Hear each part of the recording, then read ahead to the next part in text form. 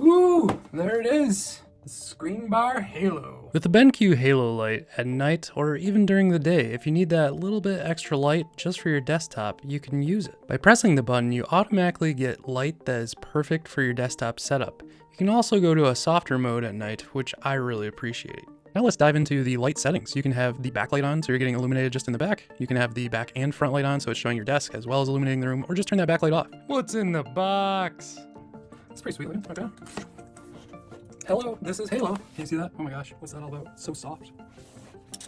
So if you haven't seen these yet, this goes on the top of my monitor. I'm gonna throw that on. Give you a little better picture of it.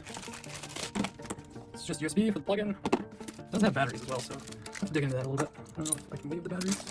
Boom, boom, boom. Check that out.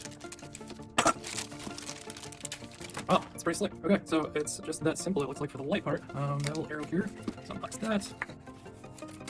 So it's got, this is kind of the monitor attachment here, if you see that. That's pretty sweet. So that's on the back. I guess I probably don't have to take this off, but I'm going to. Okay. So you can see here, if I hold up close enough, you can see there's a little LED strip in there. Hey, perfect peeps. I hope you enjoyed that unboxing of the BenQ ScreenBar Halo. Hope to see you out in Discord or floating around on the codingcat.dev channel. See ya.